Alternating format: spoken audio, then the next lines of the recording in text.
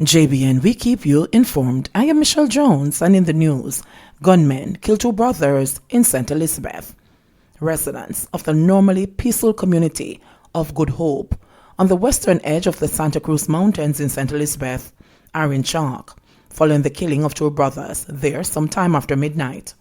Speaking via telephone, a relative of the victims identified them as farmers, 53-year-old Evan Robinson and 40-year-old Billmore Jr. Costello. Reports are that gunmen kicked off the door of their house, took the two men into the front yard and shot them dead. A pure gunshot, the relative said.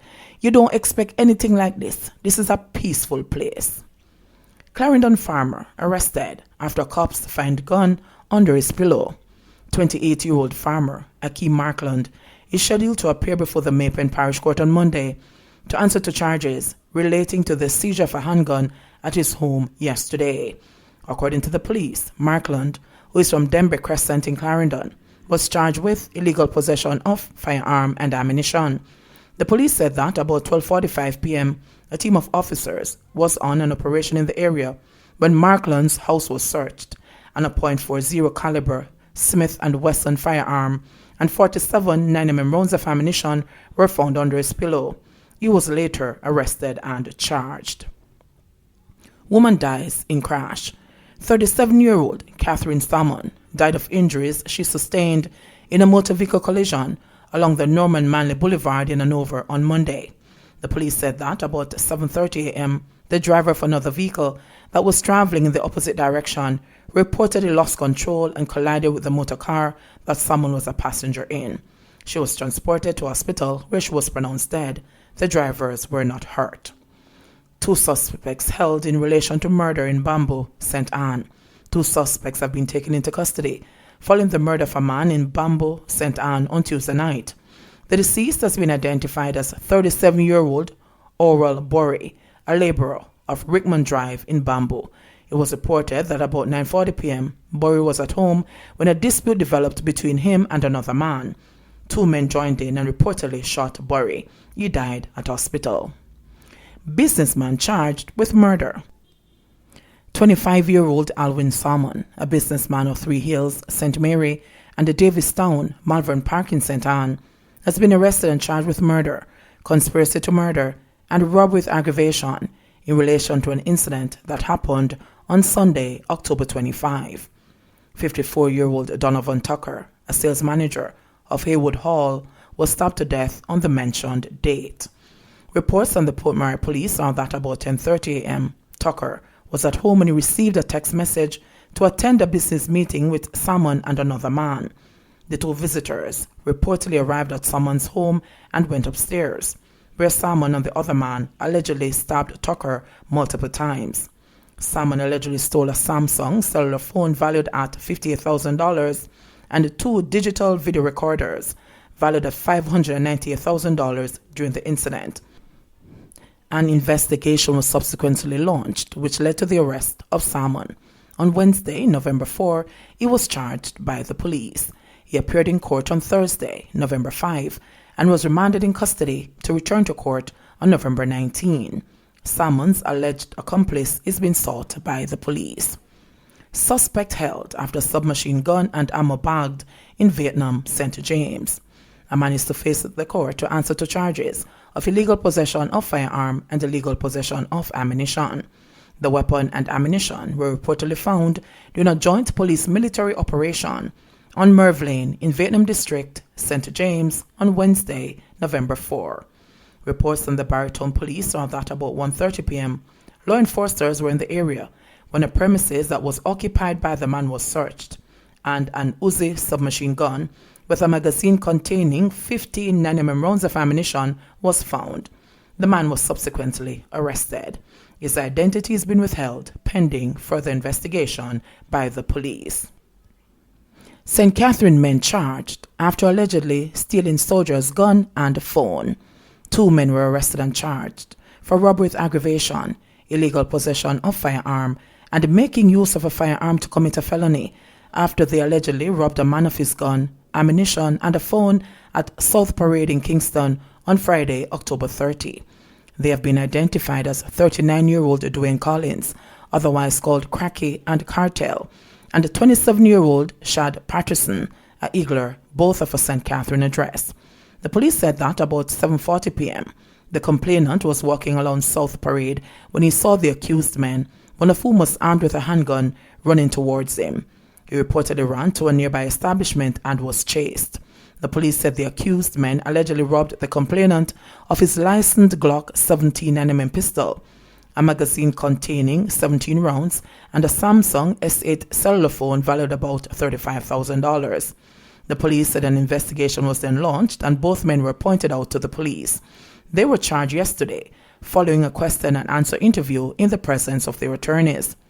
Collins and Patterson are scheduled to appear before the gun court on Thursday, November 12, to answer to the charges laid against them. Major operation conducted in Portmore in search of Old Britain shooting suspects.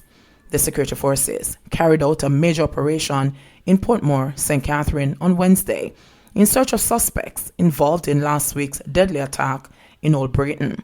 Senior Superintendent Clive Blair, head of the St. Catherine South Police, says the operation was conducted in Reed's Pen.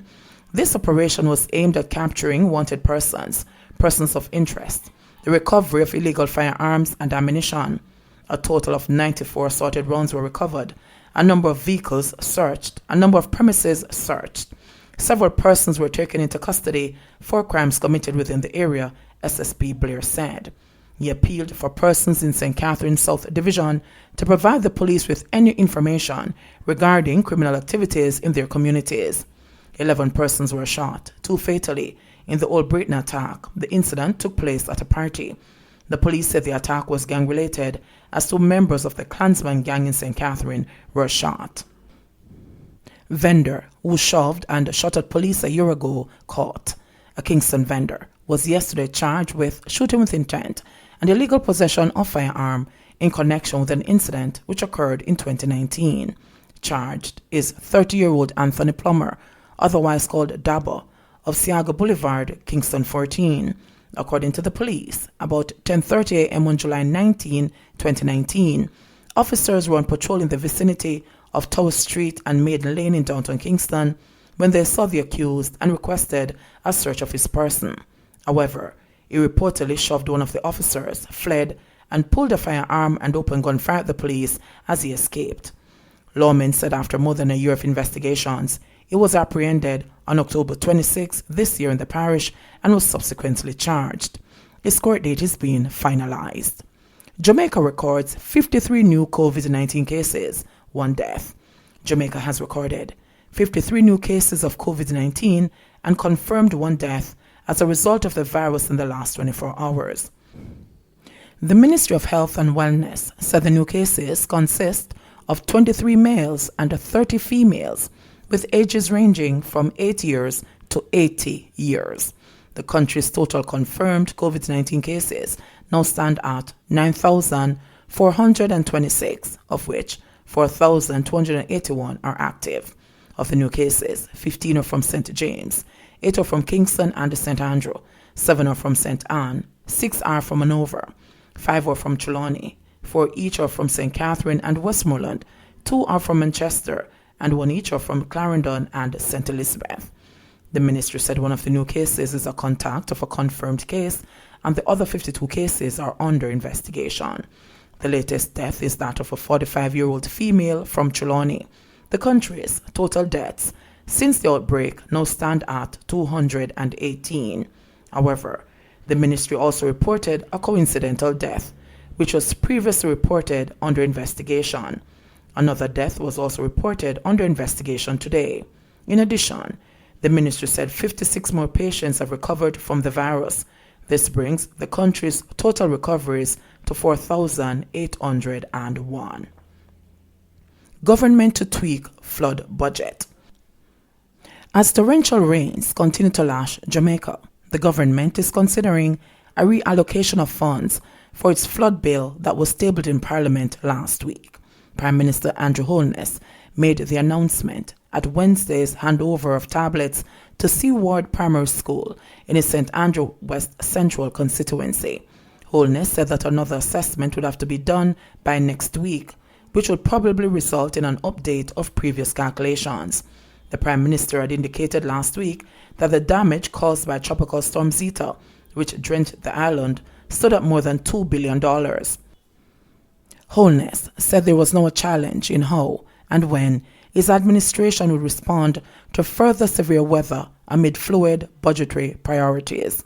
He said the government would mobilize resources to ensure that residents have access and that critical roads will open amid land slippages and flooding that had left communities marooned. That work is underway, but there are some things we just can't do right now. We have to watch the weather very carefully. And as soon as we are satisfied that there will not be a reoccurrence, then we can start to mobilize resources, Holness said, adding that road patching could not be done until the weather stabilized. At the same time, he said some drain cleaning activity would be done to prevent any further flooding. We have already made some allocations to do the immediate response. Now we are watching this new center of rains and we're hoping it does not create any further damage than what was created a week or so ago, Holness said. The Met Service's seasonal outlook for Jamaica indicates near normal to above normal rainfall for the 3-month period November 2020 to January 2021. It said that this should reduce the severity of the upcoming dry season, which usually begins in December. It is just not the infrastructure allocations that the government is making, but that I understand that persons would have lost crops, some would have sustained damage to their roofs, and others would have lost other forms of livelihood, said Holness. Further, he stated that the Ministry of Agriculture was doing an assessment and that the government would, by next week, have a plan in place to assist hard-hit farmers and fishers across the country. The agriculture flood bill has already surpassed $2 billion. JBN, we keep you informed. Please remember to subscribe, like, share, leave us a comment, and click the notification bell to receive our daily news items.